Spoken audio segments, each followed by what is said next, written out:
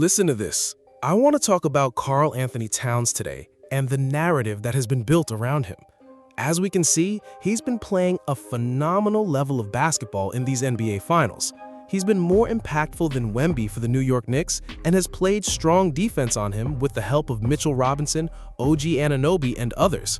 But the narrative around Cat for a long time has been that he's soft, empty calories Cat. And they've been throwing all kinds of labels on him for years. And I look back at that whole Minnesota situation where they had that infamous practice blow-up with Jimmy Butler, him going off and saying what he had to say about Cat. He's been written off as a player who just can't win. Whenever they lost to the Dallas Mavericks in the Western Conference Finals, he became the scapegoat. They eventually traded him away willingly and sent him to the New York Knicks. When he landed in New York, there were real questions around that team about whether they lost their identity by bringing Cat in. Yes, he's skilled. He's got more pure talent than Julius Randle, but the question has always been, can he be tough enough? And right now, Cat is in the middle of answering all of those questions.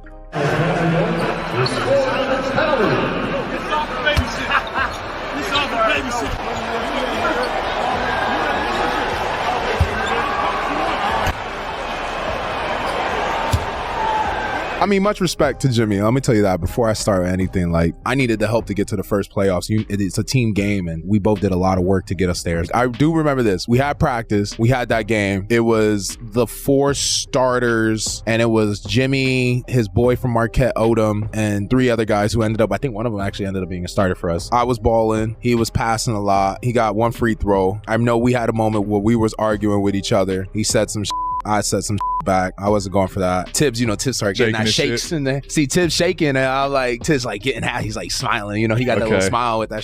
They ended up winning the game. I think they got a last-second shot to go in. So it was a quick, little scrimmage, whatever. And then I remember the whole thing happened when he's screaming at the people and everything. I guess practice is over. For us, and obviously they ain't had Cat.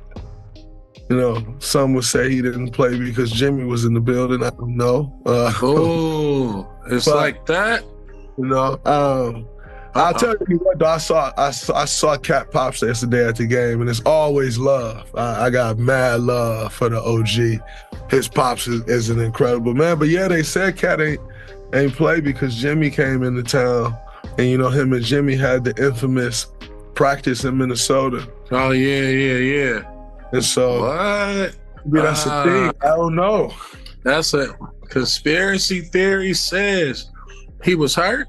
I don't know what was hurt. I didn't look that deep into it to figure out what his injury was or nothing like that, bro. Shit like that be happening. See, the misunderstanding around what Draymond said was that Cat was grieving the loss of a family member.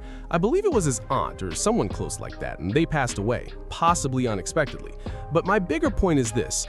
Cat has often been turned into the scapegoat whenever teams fall short of their potential. Earlier this year, it looked like the Knicks were actually trending in the wrong direction. Remember that whole fallout with Mike Brown? Mike Brown calling him out multiple times in the media and behind the scenes. And let me be real, the truth probably sits somewhere in the middle. He definitely needed to lock in more, but at the same time, it wasn't all on him either. The reality is probably a mix of personal accountability and coaching understanding. But right now, Cat, at 30 years old, is playing the best basketball I've ever seen from him in his entire career, and he's done it throughout this entire postseason run since that adjustment was made and he was empowered after Game 3 against the Hawks. That shift has taken his game to another level. I remember earlier this season, and even during stretches under Tibbs, people would ask him about his offensive role and he would look unsure or give very neutral answers about doing whatever the team needed. But there was clearly confusion about what was actually expected from him. Once he was empowered as a decision-maker at the top of the key and the team started adding more off-ball cutting, everything changed. Even Jalen Brunson started coming off the ball more and sharing that responsibility. It felt like a switch flip for Cat that hadn't turned on at any point earlier in his career. And I'm not just talking about stats, I'm talking about the way he shows up locked in every single night. You're not even seeing those frustration fouls like before. And I said it in a previous video during the Hawks series when I was calling out Jalen Brunson for shooting too much early on in the postseason. I was on Brunson heavy because he was taking way too many shots. It still looked like isolation-heavy basketball, similar to what hurt them against Indiana. But once that adjustment happened, the light just clicked on for Cat. Now he's being trusted to make reads. They don't even need a complicated play for him anymore. If a big steps out too far, he's taking it straight to the rim because his positioning forces defenders and rim protectors to step away from the basket. Most rim protectors simply can't stay with Cat in those situations. Ironically, the only one who can really challenge him out there is the same guy backing him up in Mitchell Robinson, who has the foot speed and size to contest him at that range. If I'm being honest, Mitchell Robinson is probably the only player who can consistently handle Cat that far out. And when you look at everything Cat has pushed through at 30 years old and how he's elevated his game on this stage, it really shows you that coaching matters and culture matters. And not just that.